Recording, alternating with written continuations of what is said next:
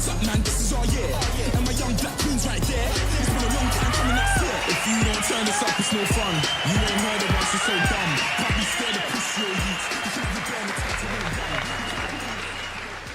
Hello, you cunts. Black Power, how you doing? I'm from here, I'm from Glasgow, a city where people think that hepatitis B is a fucking vitamin. It's a very different city from Edinburgh. There's a far lower crime rate in Edinburgh. Far fewer people get stabbed in Edinburgh. But there is a tragic side to Edinburgh. There are a lot more people there who need stabbed. Oh, I should say, if you're not from here, there's going to be quite a lot of swearing in this show. Swearing is different in Scotland. In Scotland, the word fucking is just a warning that a noun is on its way.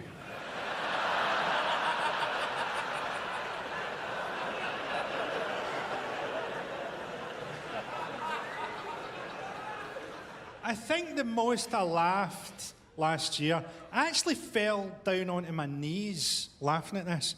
I went to a personal trainer in Glasgow. That's not the joke. I went to a personal trainer who had a moustache. Now, when I tell English audiences this, they never quite get it, but we know, don't we? Any Scottish guy with a moustache is fucking psychotic. Remember, like Graham Souness back in the day? They all speak as if they're trying to hold back some kind of dreadful memory. And this guy actually said this to me, right? He went, Mr. Boyle, I can see from your food diary that yesterday for dinner you ate a bag of chocolate money.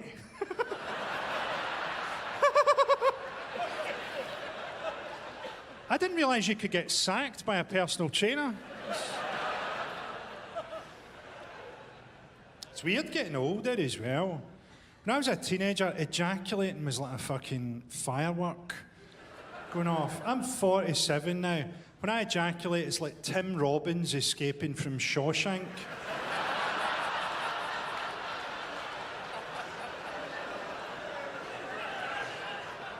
I think I get less interested in sex as I get less capable of having sex. I couldn't really lift a woman up against a wall anymore.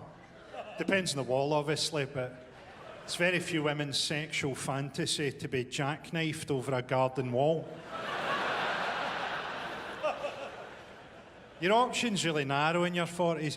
You're pretty much reduced to going out with people that you've already gone out with. The sexual equivalent of eating out of the bin.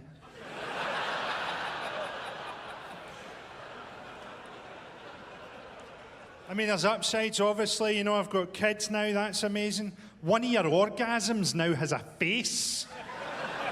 It's mind-blowing. But I grew up working class and always in a relationship. So now, to be middle class and single, I find myself thinking things I've never thought before. Trying not to come on the good sofa.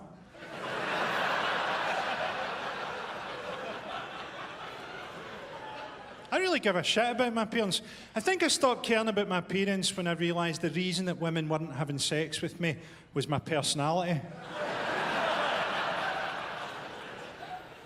I actually recently donated my body to science after it was rejected by necrophilia. Don't knock necrophilia, it's the only truly victimless crime. Look, some of this show is going to be fucking grim, right? People get the wrong idea about me. They think I'm depressed or something. I'm not depressed. I don't wish that I was dead. I wish that you were all dead.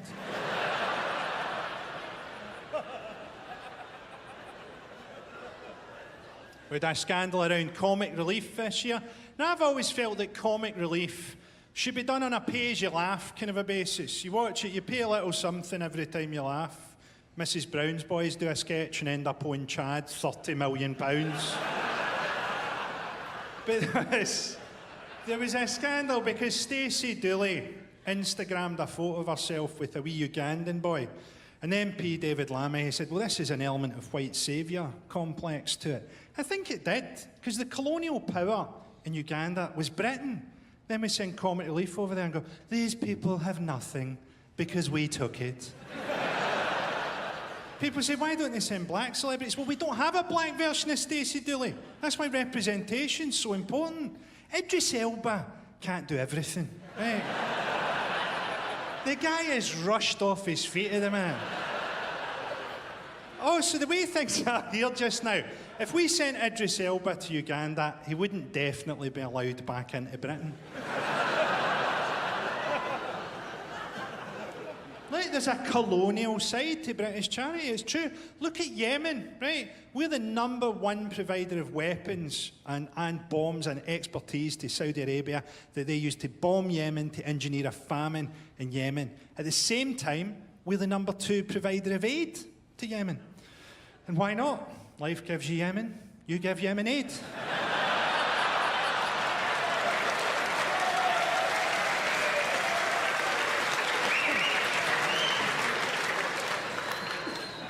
I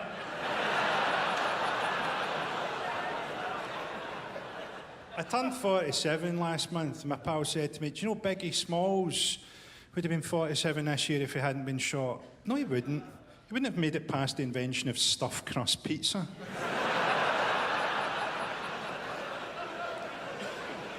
I don't want to grow into one of these old, moany Scottish guys, though. Do you know what I mean? Like, this happened to me. This is true. I was having a wee snooze in a park in Glasgow one day, right? Because my career was going particularly well that year. And I know a guy came up to me and went, do you know your problem? You're fucking unapproachable. I'm not an ageist, though. Certainly not sexually. Cover my cock in scratch card foil and throw me into the fucking bingo.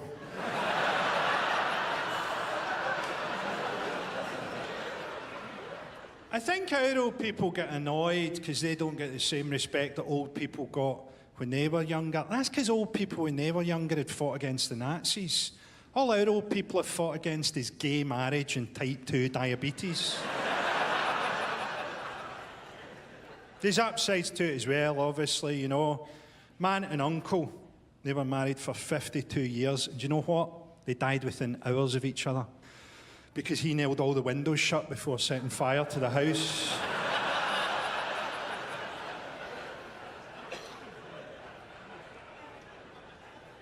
Got old people to thank for Brexit. Now, I know it's very fashionable at the minute, right, for people to go, well, everybody that voted for Brexit is stupid. I really don't think that they are all stupid.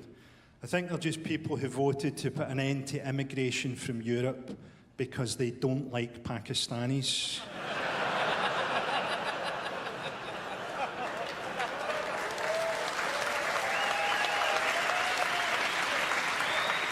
Imagine what it's like being an immigrant in Britain at the minute, being told that you need to integrate more by people who spend their holidays pointing at a picture of egg and chips on a menu.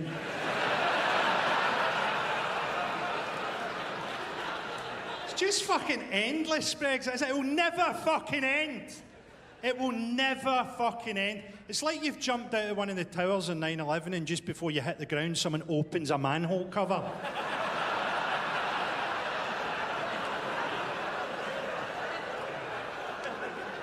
I actually want a hard Brexit now. I want to find out what happens when we run out of antibiotics.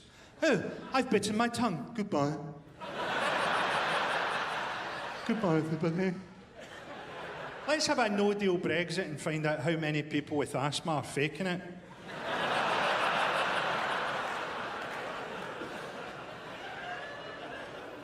That guy that owns Wetherspoons, Tim Wetherspoon, he's a big Brexiteer. He said he's going to stop selling champagne in Wetherspoons.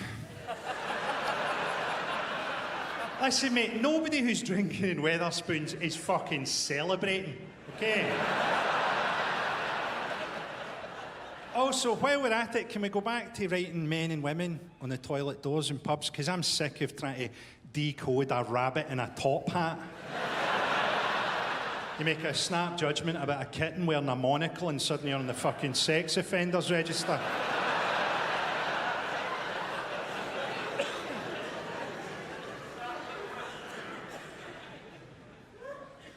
It's a nasty cough you've got there, mate. You all right? I can throw you water from here. You okay? My uncle had that exact same cough. And he died from cancer. He was given 3 weeks to live. He died in a week. He willed himself to die like a fucking dolphin. But you know what he didn't do? Didn't go out at night and ruin other people's entertainment.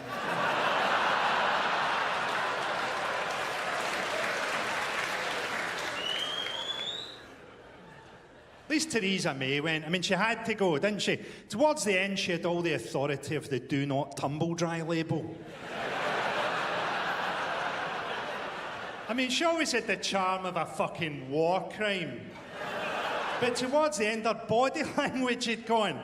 I didn't realise it was possible to limp with both legs.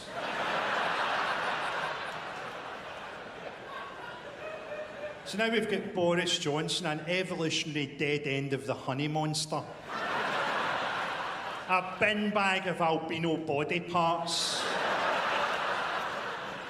A cross between the Incredible Hulk and a Haribo fried egg.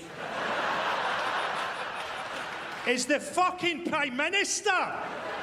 The Prime Minister. It's not just that he's the worst person for the job, he might be the worst mammal.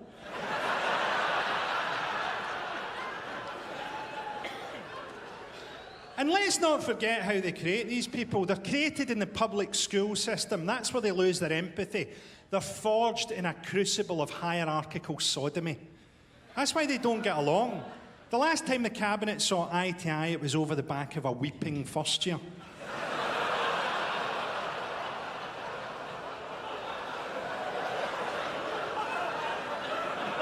Incidentally, I'm not one of those people who thinks there's a paedophile ring at Westminster. I think it's probably more of a queue.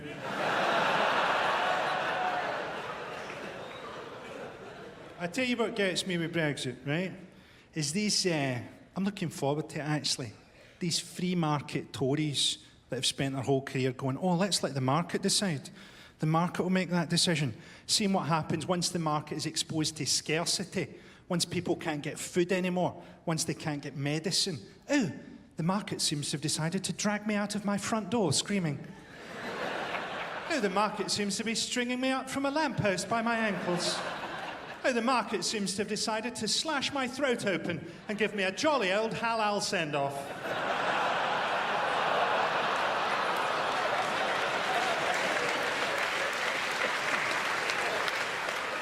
So I don't believe in compassionate conservatism.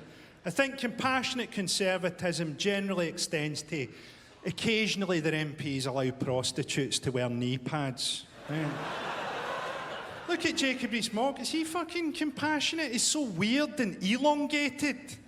It's like his mum was too posh to dilate properly.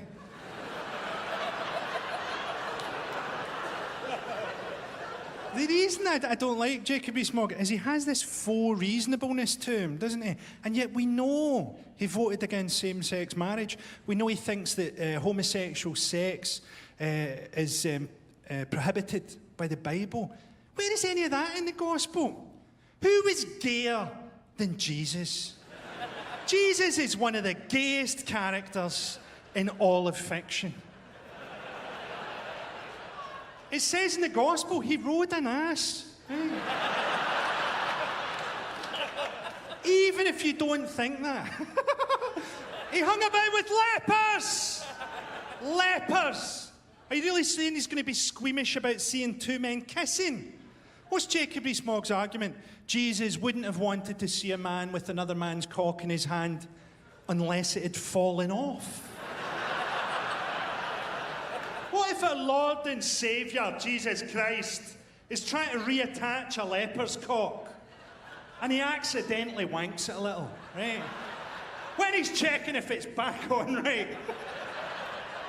Gotta check if it's back on, haven't you?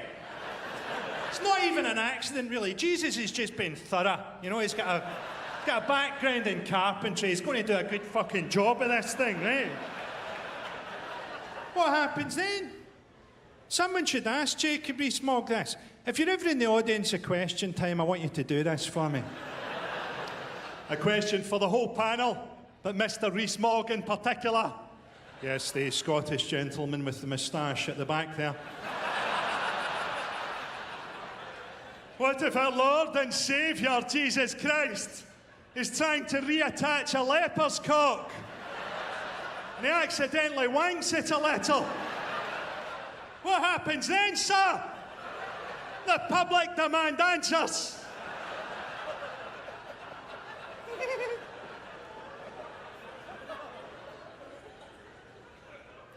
So I don't trust Jacob Rees-Mogg. He looks like he owns the laboratory that Michael Gove escaped from. I always think that Michael Gove looks like he'd have porn on his computer that's so weird it's legal. An amputee comforting a lobster.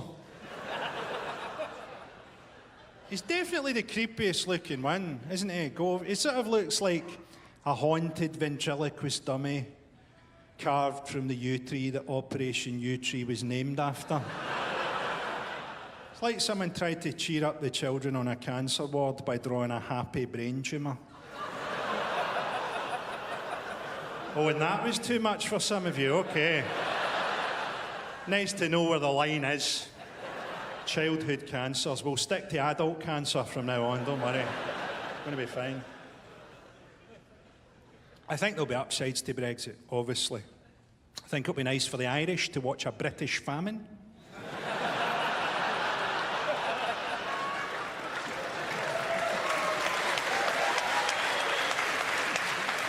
I wonder if English politicians have just forgotten what Northern Ireland is like. To me, Northern Ireland and the Republic of Ireland are like two halves of one bipolar personality. Let's get the jolly old fiddle out and stick it through some cunt's head.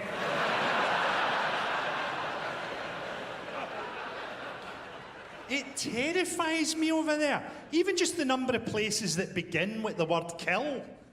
I'm from Kill a Few More. Just up the road from Kill 'em All Again.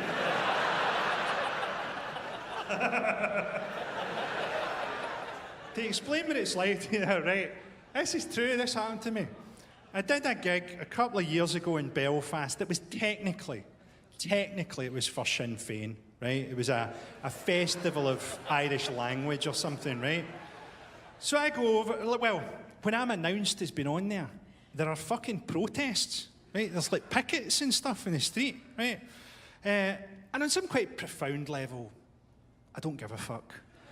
So I thought, well, I'll do it anyway. But when we get off the ferry, we got met by these two guys, one of whom looked like a pretty successful heavyweight boxer.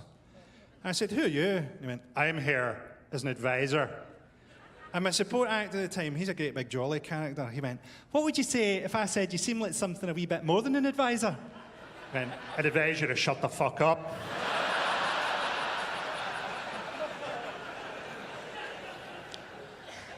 My parents are from Donegal.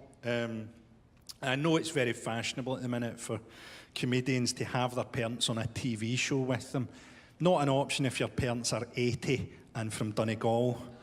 I don't trust elevators. And I'll tell you what else I don't trust. Ham.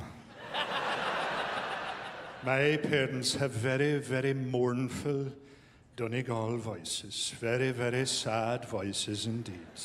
My dad could make the lyrics to Zippity-Doo-Dah sound like a fucking cancer diagnosis. An adult cancer diagnosis, I would add. I know we've got limits around here. When I was growing up, there was still quite a lot of anti-Irish racism in Glasgow, which had two parts to it. One was Irish people are really stupid, and the other part was Irish people are taking Scottish folks' work, which wasn't even true, right? It's an incredible self-own when you think about it. If they import any more idiots, I'm going to be out of a fucking job here.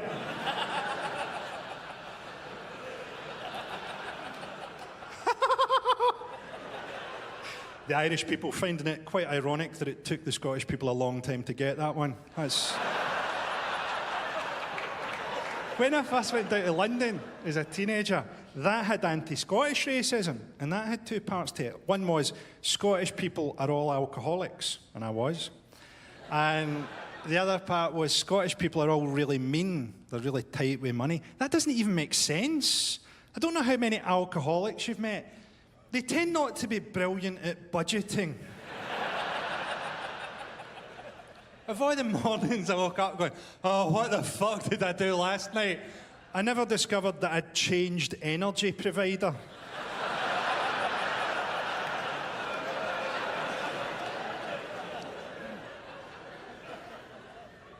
Oh, here's a joke that goes really differently in England from the way it goes in Scotland. See if you can work out why.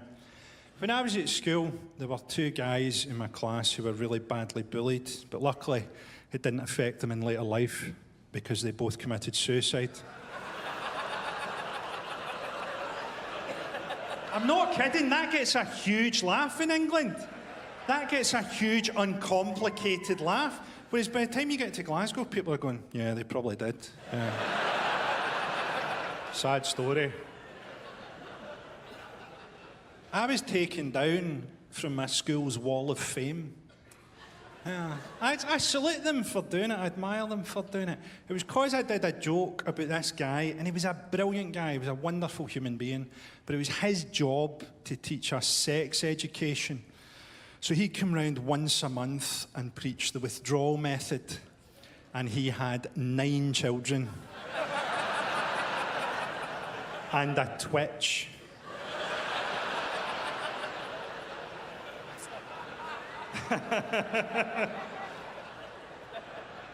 I'm always amazed the Catholic Church still take the moral high ground about anything. After the stuff the priests did, even that incense was just so that they could create a fog that they could emerge from. You'd smell that at school, everyone would scatter. One wee asthmatic boy would go missing. What happened to Gregor? The last I saw, he was being raped by a cloud.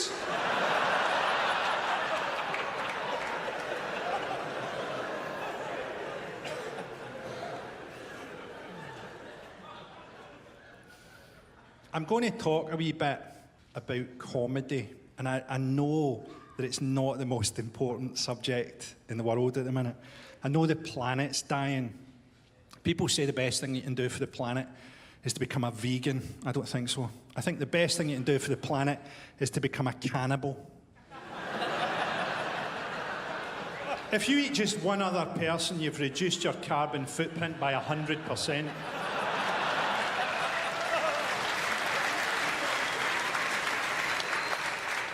If you really want to make a difference, eat a pilot.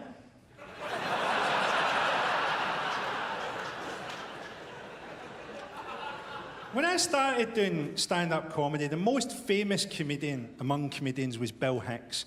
And his most famous routine among comedians was never do an advert or you're off the artistic roll call forever. And I fucking loved all that. And then as I got older, I started to do corporate shows, and I really fucking hated doing them. So maybe about 8-9 years ago, I decided, well, I'll do those when I get asked, but I'll just give the money to charity, right? And I felt good about myself, right? I probably didn't achieve much, but at that point in life, I just saw myself as keeping that money away from Michael McIntyre.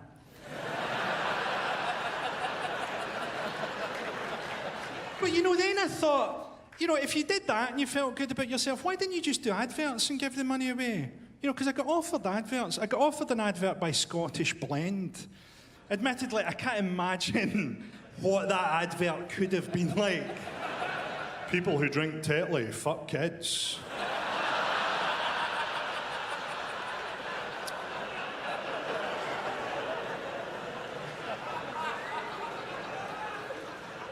You get these people, don't you? And they'll probably always be with us, who get offended by comedy. And I used to not mind until it occurred to me one day, most people who get offended by jokes watch porn.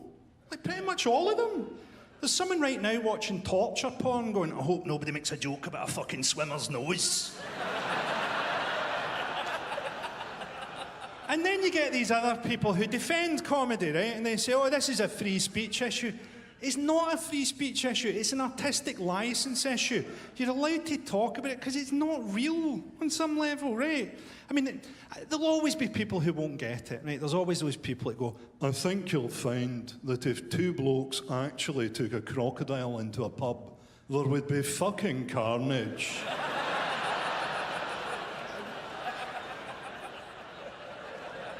But it's not real, so we get to joke about it. I think people sometimes get confused with how they use humour in their own life with what this is. So most people use humour as a form of politeness, as an icebreaker. This isn't that.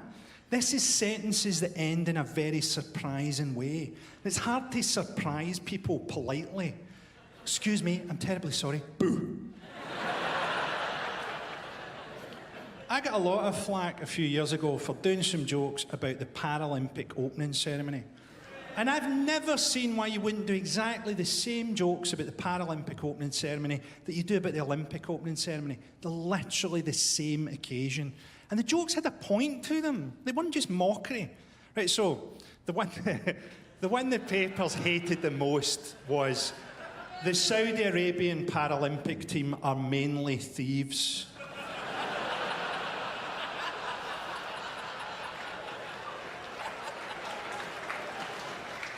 Which has a point, right? It's about Sharia law. There's nothing worse than going to bed thinking you've tweeted some funny jokes about the Paralympic opening ceremony and waking up to find out that Channel 4 will never work with you again. And you've received several hundred angry tweets in Arabic. I don't care what anyone says, there's nothing scarier than Arabic plus an exclamation mark. What was the other one they hated? Oh yeah, the British Paralympic team holds the world high jump record, but to be fair, it was Taliban assisted.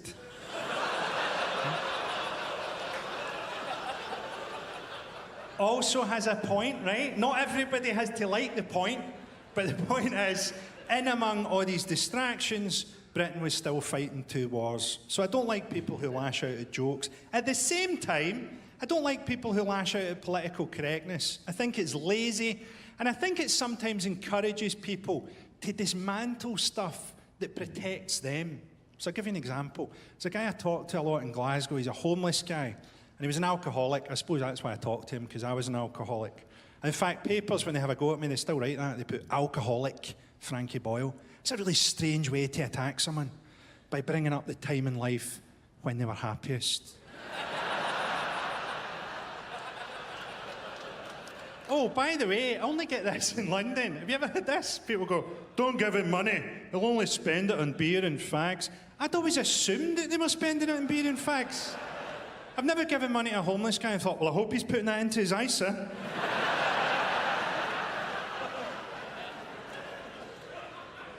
So I was talking to this guy the last time I saw him, and I went, what would you say is your biggest problem in life at the minute? And he went, do you know my biggest problem, Frankie? It's all these fucking snowflakes in the media. It can't be. It just literally fucking cannot be. You're sleeping rough on the streets of Glasgow. Your biggest problem is actual flakes of fucking snow. So I was thinking about all this recently, right? I was watching Netflix. I had food poisoning a couple of weeks ago. So I was lying on the sofa, trusting every fart about as much as an email from a Nigerian general. And I watched Ricky Gervais's new stand-up special. And he does a big bit in it about trans women. Now, I've got nothing but love for trans women. I've got nothing but love and support for trans folk in general. But they themselves would admit it's a very contentious issue that people try not to talk about. And Ricky Gervais, obviously, he's a very powerful guy in show business. So nobody really who had the best years of their career ahead of them would tell you what they thought of that routine.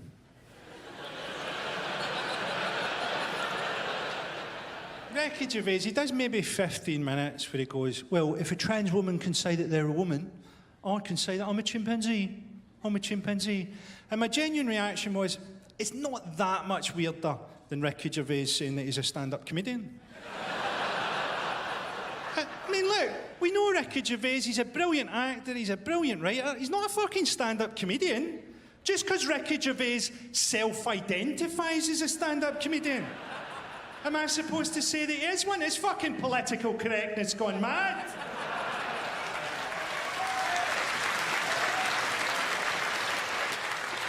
Also, loving animals, brilliant, wonderful. Going on about loving animals, suspect.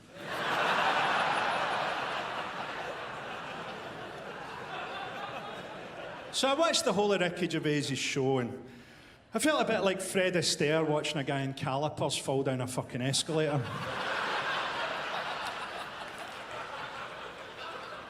And then I watched Hannah Gadsby's show, Nanette. Now, it's a really great show. You should watch it if you get the chance. She talks a lot in it about comedy. And her main point is that she feels that herself as an oppressed person, she's often used her comedy to let the audience off too lightly. She makes a lot of really good points. I think the problem with stand-up comedy is that it simplifies stuff. It's hard to get at the truth when you've got to get a lot of regular laughs. And sometimes I think, am I trying to get at the truth here, or am I trying to just tell funnier lies? So, for example, I think she simplifies some stuff in her show. She says stand-up comedy works by creating a tension in the audience that's then punctured with a punchline. I don't think mine works like that. You know, I think for me, the tension arrives in the punchline. My uncle always said, do something you love and you'll never work a day in your life. He did heroin.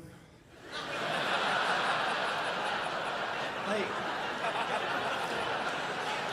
the tension arrives in the punchline and the set-up line is almost supposed to be soothing, really.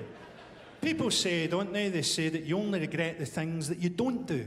I don't know who said that first, but it's someone who's never broken 2 corkscrews trying to get an unlubricated parsnip out of their arse.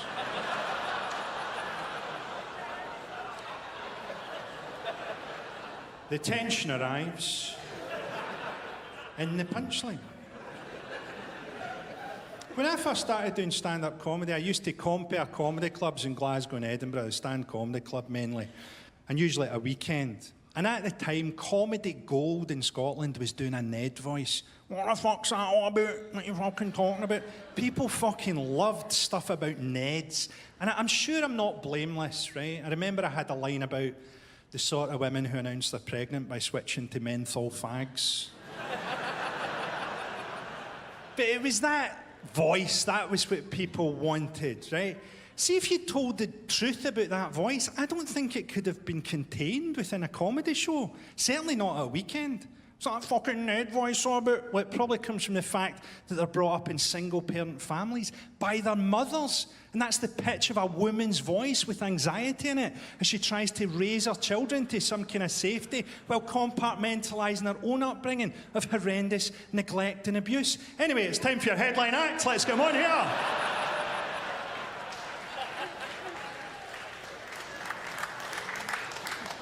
So sometimes, right, I write stuff now and I go, am I really rebelling there or am I just conforming? Because our society works on conformity. People talk about racist cops. They don't select for racism.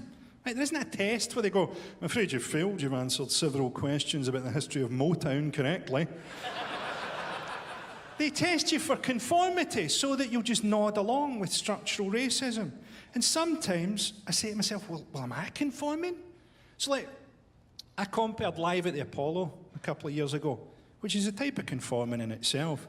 And at the time, you're supposed to do jokes on all these celebrities that they've got down the front. And one of them is this really brilliant female boxer who I really admired. I'd followed her whole career.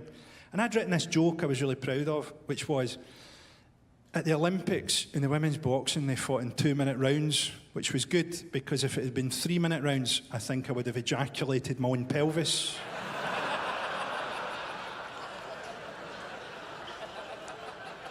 And you know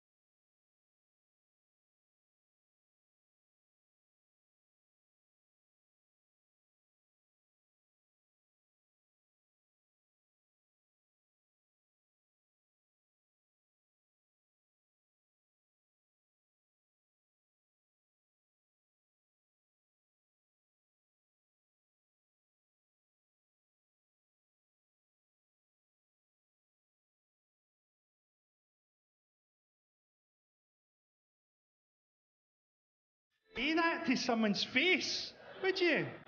And then as I was walking to the show, I was thinking, people do say that kind of thing. People said that kind of thing at school, especially me. People say it now on social media, so am I just fucking conforming here? And what am I conforming with? A deeply sexist society. Life is different for women in Britain, right? Women have to assess men before they go out with them, because men are dangerous, men are violent. That's why women are obsessed with true crime podcasts. They're doing research for their relationships. Men don't have to assess women. That's why we can objectify them so quickly. On some level, we don't really give a fuck. A man can see a woman with a heavy cold, and all he'd think would be, I would rattle that fucking phlegm loose.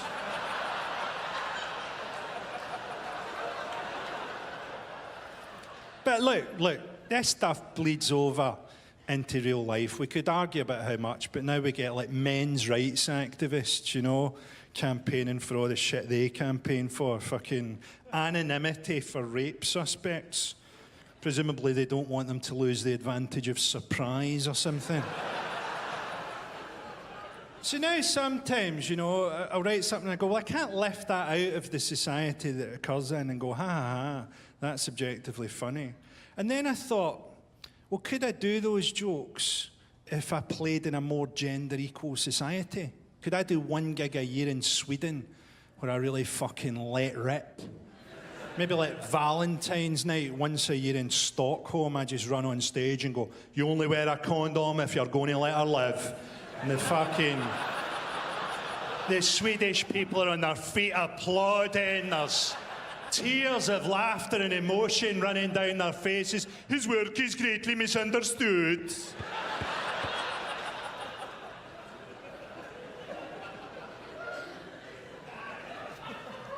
I think the absolute intersection of British misogyny and racism was that Shamima Begum case. If we were really a compassionate society, they'd have brought her back but made her finish school. Yeah, this essay about what you did in your holidays last year. If we were really about redemption, she'd be getting a This Morning makeover right now. First up, we're going to sew your clitoris back on.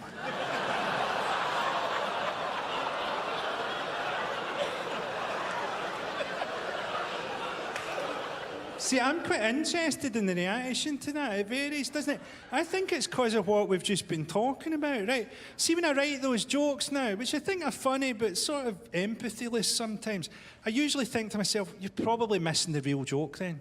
Like, the real joke there is probably something to do with the British state having a go at someone for getting involved in a war in the Middle East that's got fuck all to do with them. It's like the Pope throwing out his R. Kelly CDs.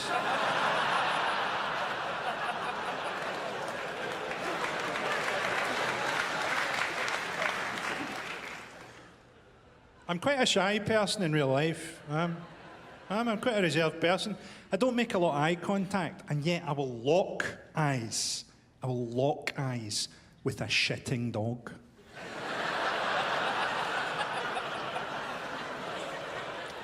Been thinking of getting a dog. My mates keep going, why don't you get a rescue dog? Get one of the rescue dogs. Yeah, why don't you marry someone that's been in fucking prison? Because it's fucked in the head!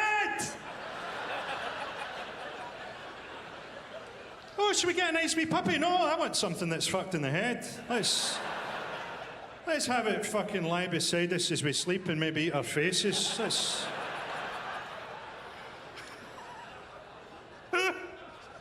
Rescue dogs are paedophiles' puppies that have grown up. They should all be put down, okay?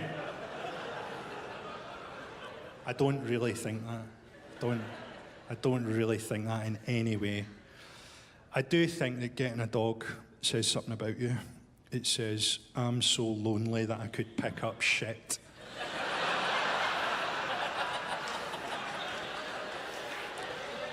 I don't mind people getting a dog. It's when they get a second dog because the spaniel's seen through them. Let's hope this Labrador's a bit less judgmental.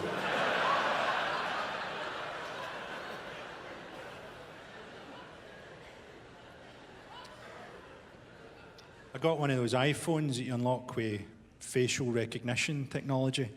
I think the trick is to set it to your cum face. So if you get mugged for your phone, at least they're going to have to wank you off first.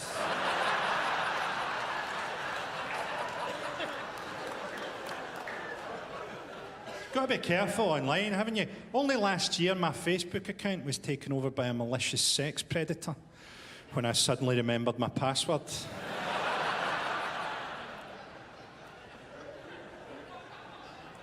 There's always a moment for everyone, isn't there? There's always a moment when you lose your childhood innocence. For me, I think it was the moment when I realised that Santa's sperm tasted exactly the same as my dad's.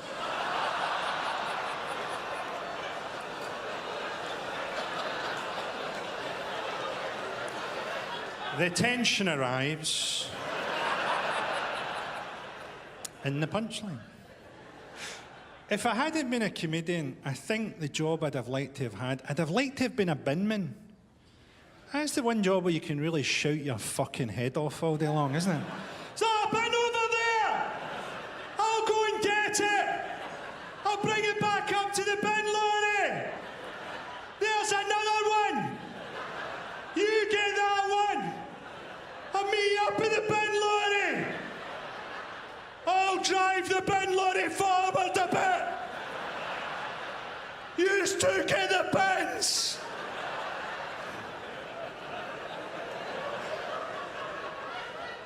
They could do that job in complete fucking silence, couldn't they? Just have a wee meeting at the start of the shift every day. They go, let's agree that when we're out there today, we're going to pick up all the bins. Put them on the bin lorry. I'm going to leave you with one final piece of advice.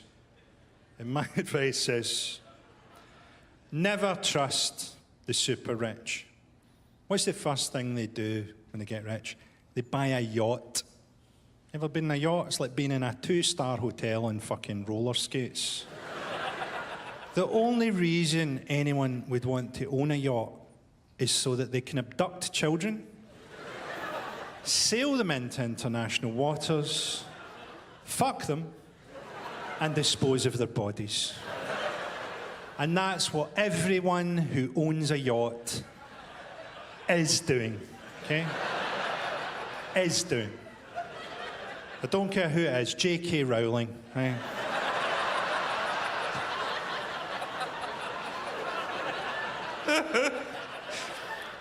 I have to say, for legal reasons, that J.K. Rowling is not fucking and killing children in international waters. To the best of my knowledge. That's what's happening out there. Sea levels aren't rising.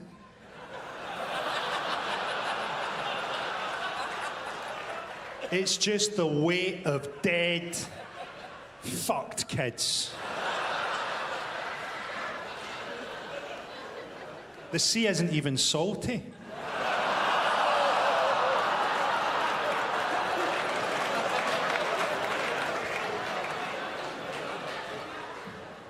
Do you know there are now hotels for the super rich that are so exclusive that when you phone down and ask for an extra pillow, that's actually a code word. It's actually a code word for a prostitute. Imagine that, you phone down, you ask for an extra pillow, and a prostitute turns up. Now you have 2 prostitutes. And only 1 pillow to smother them with. Let's hear it one time for all your lovely hard-working staff. Thank you.